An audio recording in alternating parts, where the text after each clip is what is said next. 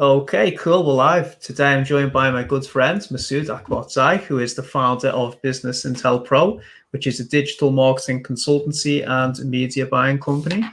Masood, welcome. Why don't you give us all a background on your history in e-commerce and how you got started in marketing? Thank you. It's a pleasure and joy to be on your show, Adam. And perhaps this is my first LinkedIn video appearance and a live appearance. My background is mostly an amalgamation of STEM and entrepreneurship. So anything within science, technology, engineering, and mathematics and entrepreneurship. And in my early career, I was involved mostly with engineering works, and then using social media and the social platforms goes back all the way to 2004, from the age of Orchid and MySpace, and then using the social and digital channels for some of my own businesses and helping friends and other businesses to the point of, then helping agencies. And now the rest is history. We're an agency ourselves now. So yes, I've worked with Econ and some other industries, and it's been a great journey thus far. I'm meeting people like yourself. I've met Adam through LinkedIn, and he's a very close friend. It's been great. It's been good. And we've actually, for people who are watching, me and Masood have met a few times in person. He's been to stay with me in London, and we've been to some events together as well when things used to be open a couple of years ago. So how come you switched? Because obviously that's quite a shift from engineering into marketing. Were you like disillusioned with your career? Like, why did you transition over? I think marketing chose me, and I think that would be true for a lot of people in the industry, Adam. Perhaps for yourself as well. You've come from a different background or started from somewhere, and then you've ended up in, for example, email marketing. So one thing leads to other. I was mostly involved with reverse engineering and mathematical models, and then I was also passionately, as a hobbyist, involved with the social platforms and spending a lot of time with the digital interface, and then seeing those similarities and then using them to my advantage and helping other people has intrinsically then led me to the digital world, and I've enjoyed it. So it's just one of those things. It's something that I don't consider work. So when I'm working, I'm not working, and Yeah.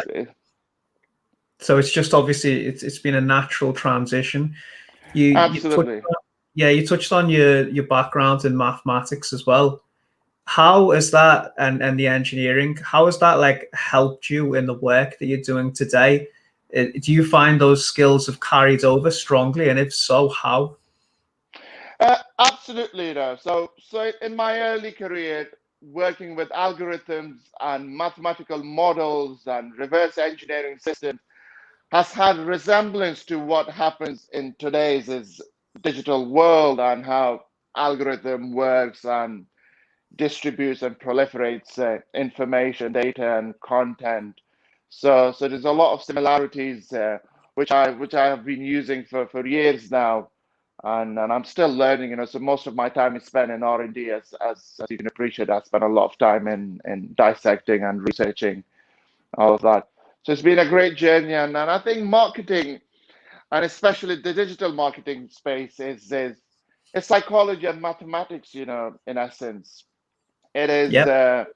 So psychology is the upfront of it. You put something out which you believe will attract people and lure them in, and collation and collecting of data, and then interpreting that. And then the mathematics part of it is, you're trying to understand the data that comes with it, your numbers, so your ROAS, your conversions, and what your CPM and all that. So it's a combination of both, and I'm sure you've experienced that as well with email marketing, for example. So you'll create your content, then, and the visuals will go out, and the copy, and that is all the psychology that you make a pre-assumption of, it will resonate, and then you collect, what comes out of it. Yep, absolutely. You need to have it as a feedback loop, and like you said, they're intrinsically tied together. So yeah, you can't separate the two. My favorite people on screen. Hi, Marina. Nice to see you. So let's dig a little bit deeper then into some of the algorithms. Like, what are some of the key changes that you're seeing at the moment? Because I know, I mean, you've studied everything meticulously from LinkedIn, which you gave me huge amounts of advice on in the early days. Like, you helped me to grow on the platform and build my audience, so thank you for that. But pertinent more to e-commerce, like Facebook, Instagram, what are the main things you're seeing with the algorithms at the moment? So I think the biggest challenge in 2021 will be the iOS apocalypse. The attribution window is narrow now, so marketers and brands will have to get really good with making those first, the psychology part of it, the initial guess of, So I think hyper targeting will be a big thing where everybody will have to really get good at. So you actually make a good return on your cold top of the funnel ads, in essence, and that. So there are a number of ways or strategies which people use. So if you go into your Facebook Business Manager, so you'll have to be maverick and follow what everybody else is doing. So marketing is mostly things that are illogical and counterintuitive, that actually work well. I mean, if you look at the social interface, dumb things go viral, and if people knew that, they would have done that, and then it makes you think, oh, I could have done that. So it's one of those things, right? So you'll have to do things that are counterintuitive, that are illogical, and then with a mix of things that you actually follow, with your network, and what you've learned from other people and what works, what doesn't work. Keeping in mind that you don't abuse that signal to noise ratio. If it is something everybody's doing it and they're doing it, even if it makes sense, it will become noise and it will not work. So I would approach it in a very different way. So if you go to Facebook, for example, Facebook Business Manager, and you go into interests, you put in an interest, say, I don't know, whether that be health, nutrition, or ecom, and it will give you subcategories, right? That here's a list of all other interests that you can try and run ads, whether you want to do it all together or in separate ad sets. What we don't realize when we do that is that everyone else will be doing the same thing. So your competitor will be at that stage, and they will see that, and they will use that as well.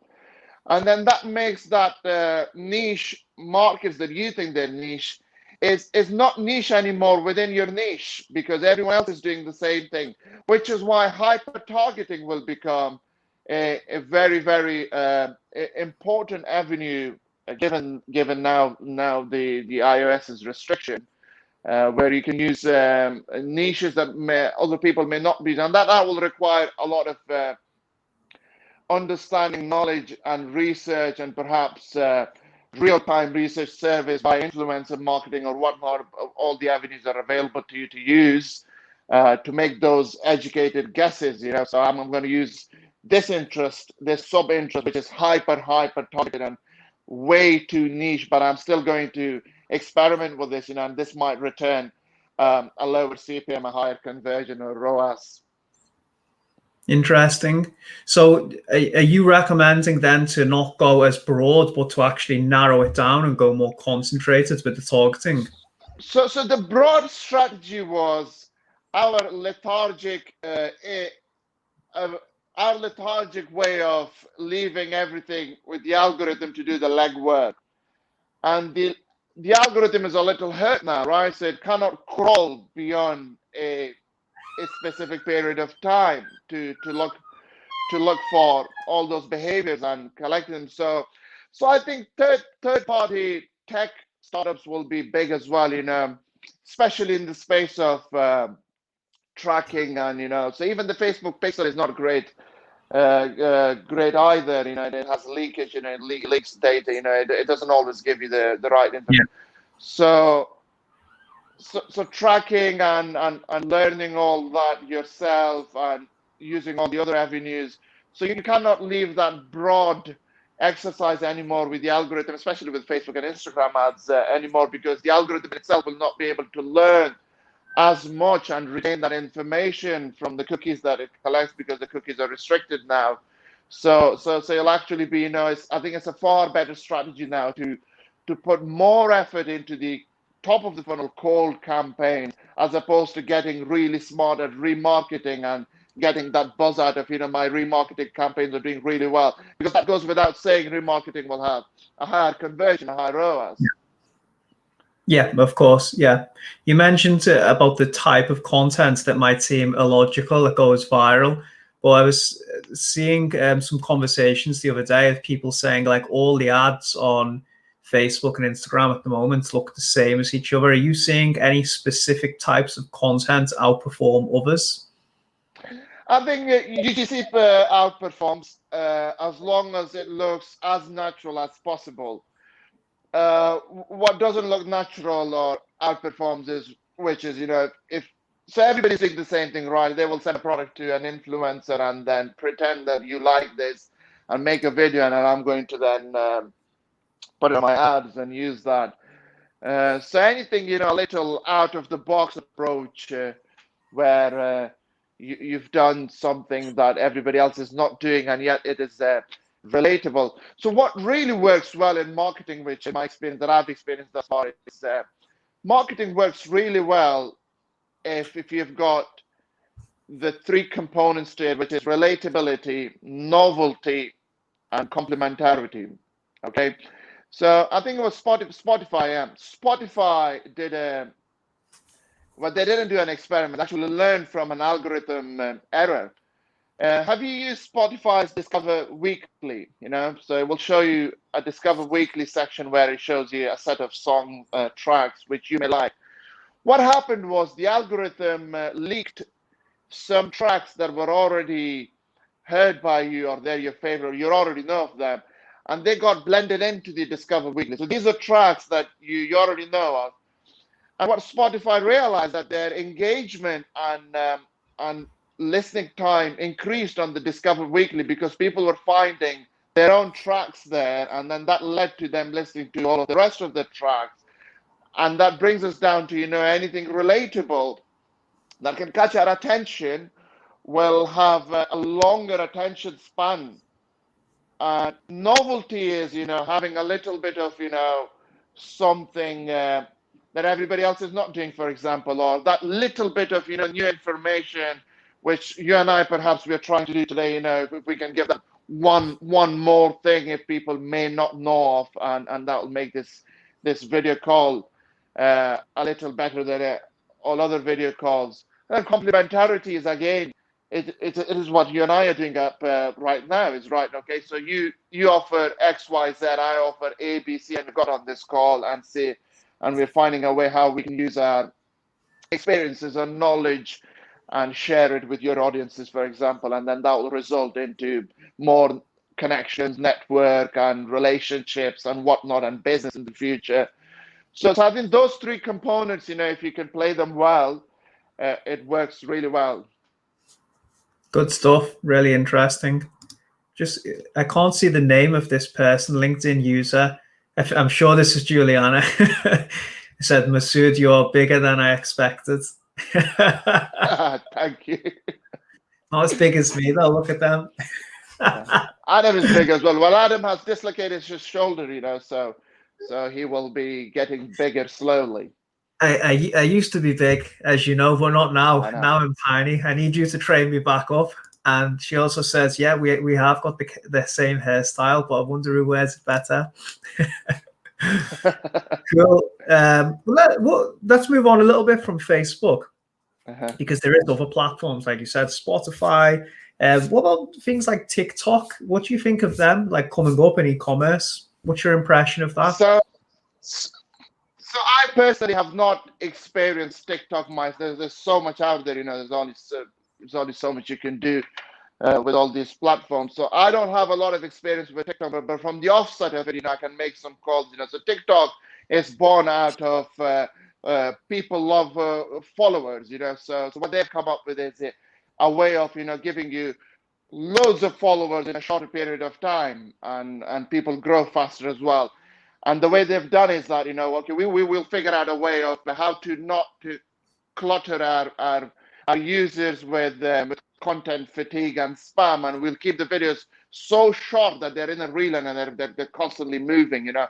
So TikTok is a great avenue, but your exposure window is way too short, and I'm assuming that the attention span is a lot shorter as well than other platform. So if you have, I would go to TikTok. If you've already outperformed on a very short video elsewhere and it's doing really well for you, by all means, go and distribute it, with all TikTok influencers, within your niche, and perhaps they'll do really well for it.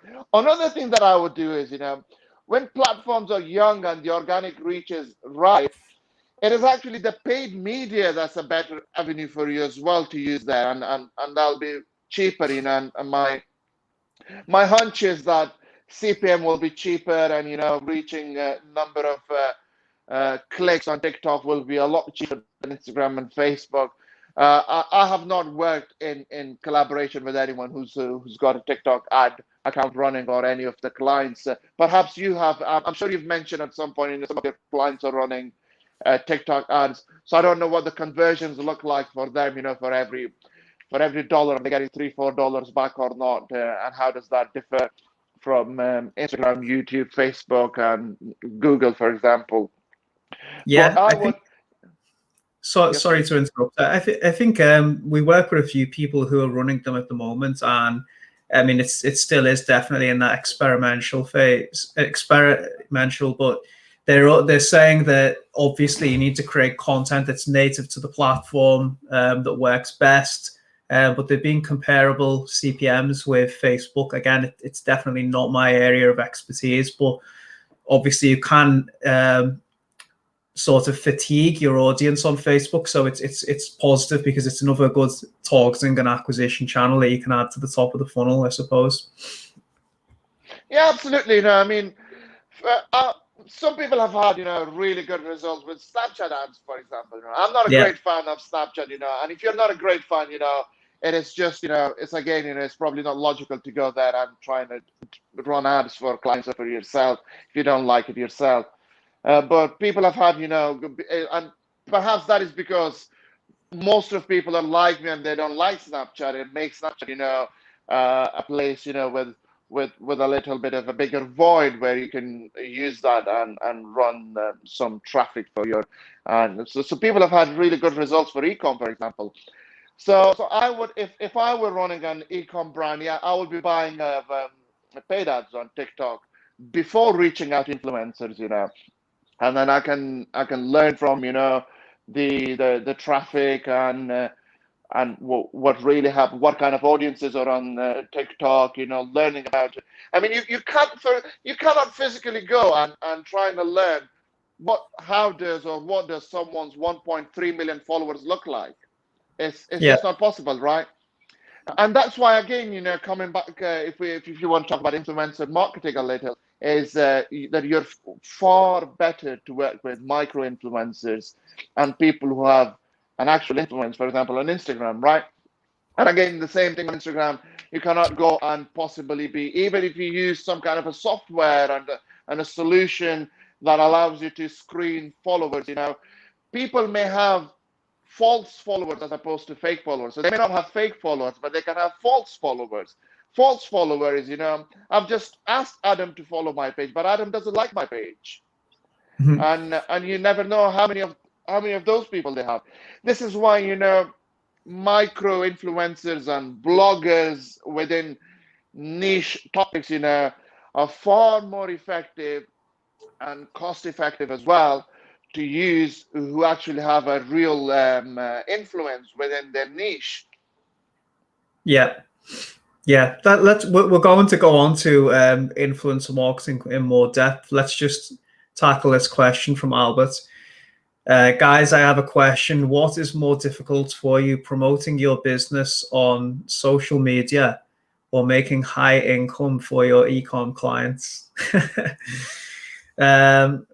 I'll answer that first, I suppose. For me, it's much more difficult to promote on social because I'm going organically, and that requires like tons and tons of content, and it's a long-term play. Whereas when you're working with an e-commerce client, most of them have established businesses already, so it's much easier to get results from someone who's already built up that credibility and they've got a consolidated business model. So for me, it's actually harder to promote ourselves and get business. But we haven't experimented with paid ads at all yet. What would you say, Masood? I think, if you're a startup, right, you either have more money or more time, and then you play your cards differently, right? So if you don't have enough budget for your paid media and paid advertising, it goes without saying you'll have to work harder growing your channels organically and working with like micro influencers and whatnot. But then again, if you've got the budget for it, you don't even have to be really, really good at what you're doing, or the agency that works for you. I can stick a picture of a bin bag and put $100,000 a month into that and run ads for a protein shaker, right? And it will probably convert, and before the iOS update, the algorithm will be able to then find everyone that will buy that shaker, not the bin bag, and it will work. So it's a combination of how much time you can put as opposed to money, or both, and then the strategy. The strategy then, and as you can appreciate, Adam, it just exponentially changes, right? Your focus go away somewhere else. And in your space, it'll be different. Email marketing, the data has already been acquired, so it's much more, it is, you own that and it's away from everything. But then again, you need to acquire that data, right, Adam? So you'll have to bring that list from somewhere. Of course, absolutely. And then you've got to enrich it as well. I don't think the hard work starts once you've got the customer through the door. I think most people are under the illusion still that once you've got the generic email address and you've got a conversion, that it's done. You can just hit people with offers. And I know we've been talking about this so much, but that is like just the beginning of the journey for me. That's when you have to like constantly work to enrich that profile and find out more insights about the customer, because then that allows you to serve them better. And I was speaking to somebody the other day saying that the marketer who impresses me the most on email is the people who can proactively collect those insights and then serve the customer better, as opposed to just general mass marketing, which does work to some extent, but you need massive scale. Like, if you're throwing discounts and sales out every day, then you really need the scale to make it work. And I talked about this today in my newsletter, shameless plug for that strategy only really works if you've got like mass audiences, because otherwise like it's just woefully effective and fatigues your audience. Yeah, I mean marketing is very much dynamic, right? So what marketers and brands and businesses have leaned towards is we love tenable answers, right? And that's not how marketing works. You can have a number of ways to arrive at the same result that someone. So it's a common thing. People will just come out and shout and how we achieve X, Y, and Z by doing ABC, and then that will get everybody's attention. That here it is. Finally, Adam has figured out a way of how to get 10x or 92x on ad spend or on email marketing or all that, and then the focus will go there, and then everybody will try to then replicate that, and then they'll produce clones, and then that thing will stop working, right? So I think marketing is very much dynamic, right? You can have different ways of arriving at the same result, and despite of marketing is mostly psychology and mathematics, it still defines logic. Even in the domain of mathematics, you don't have tenable answers for the same answers. So 2 + 2 is 4. Well, so is 1 + 1 + 1 is 4, and 1 + 3 is 4, right? And that's the only few ways of arriving at the answer 4, for example, in the addition setting. And then in the multiplication, you'll say, okay, 2 × 2 is 4, 1 × 4. And then in the subtraction and division, you'll have infinity ways of doing. And so I can ask you in email marketing, and you might come back to me saying, okay, in email marketing, there's only these 4 ways we could work with, and they're different than what you do on social or on your Google ads. That's not how we are. that's not how we operate, and it doesn't work like that, because it's more of segmented audiences, and that's how we work with them, right? So I think segmentation will be big as well in the future. And what do you say, Adam? Even in email marketing, I think where you can segment and segregate behaviors and demographics. You could be selling a product to an absolute wide range of demographic, right? And segmenting in them will be a big thing as well. I'm not sure how if Klaviyo and all of the platforms have that available at the moment or not. Yeah, it depends, doesn't it, on the business. Ultimately, you can have a very generic, like one size fits all business, or you can have a niche within a niche. So, for example, you can work with, so I always use this example, the supplement store. You've got different cohorts of customers. You've got people who are bodybuilders. You've got people who want to lose fat. You've got people who don't care about either. They just care about the general health.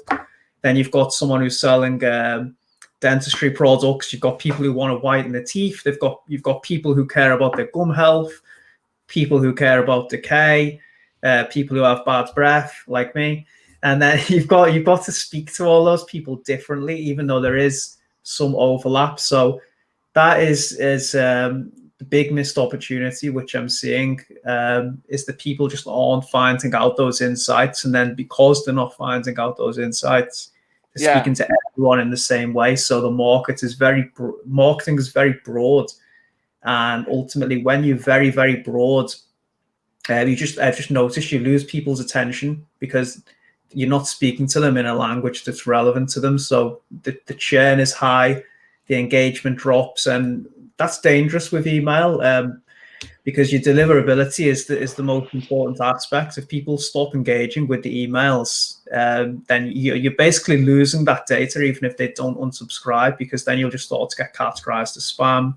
And then you've got to go back out and acquire that data again and start from the beginning. So it's a never-ending cycle. You have to really commit to understanding the customer and then serving them better.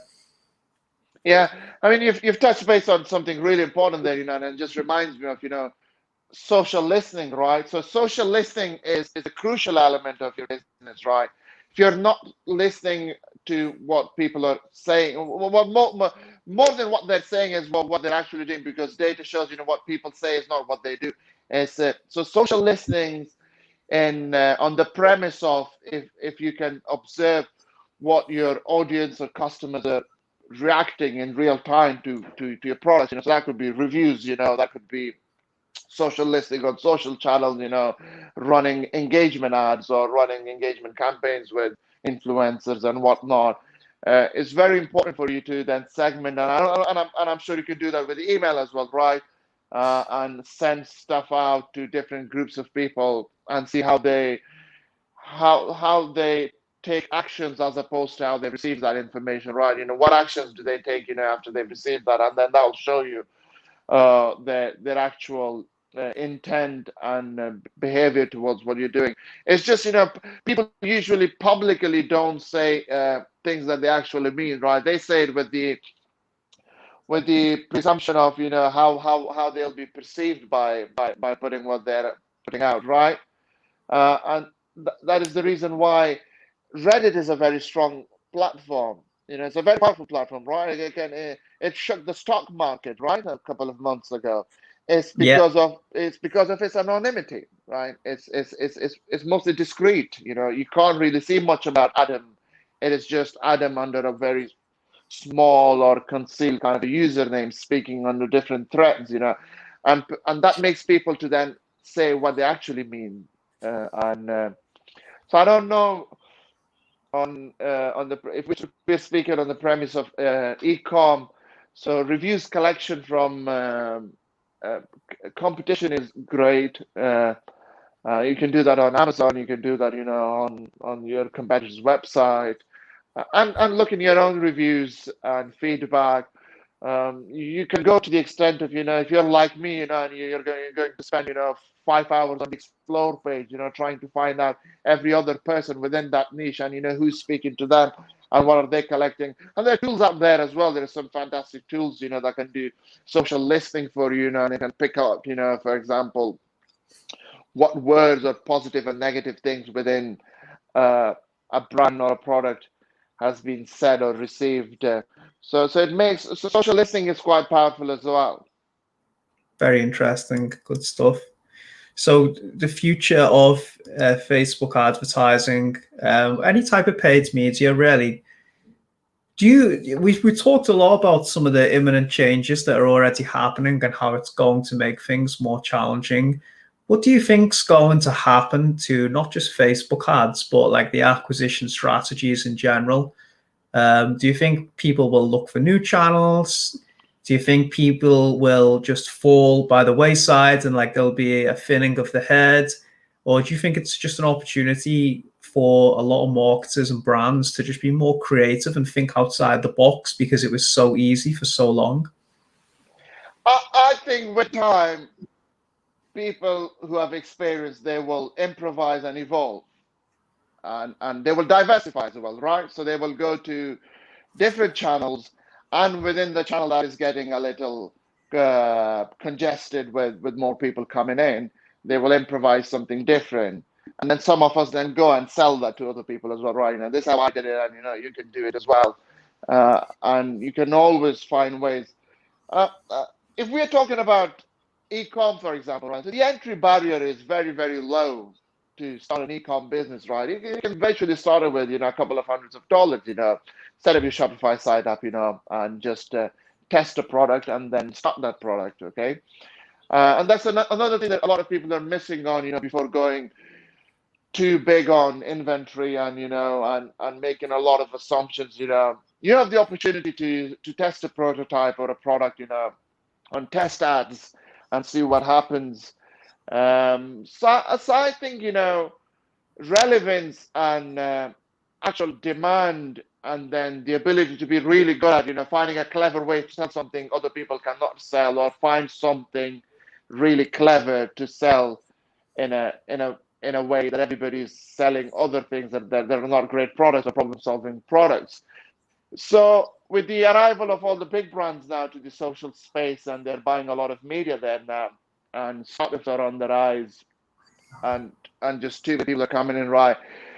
It will intrinsically, right, make, for example, CPM expensive, right? So too many people are buying it, and I'm assuming with the iOS update, that will lower down itself a little bit. But yeah, I think people will evolve over time, and they will find different ways. They will find, the next thing is people are selling their e-com products through podcast. I don't know, right? And people are talking about it. Live streaming as well. I see that. In fact, quite a few of the brands we're working with at the moment, I see like they're driving huge amounts of sales through live streams on Instagram. Yeah, I knew of a brand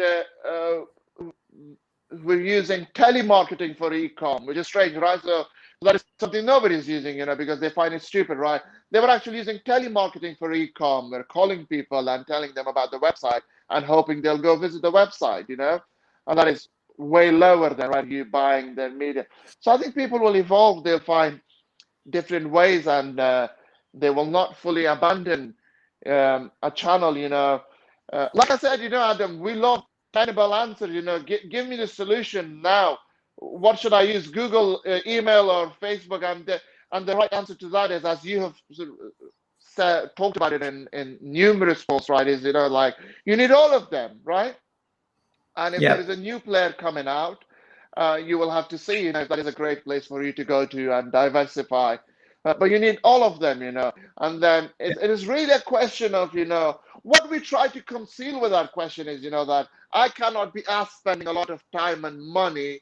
Do you have a quick solution, for me that'll help me to just use one or two ways, and then that'll explode my return on marketing?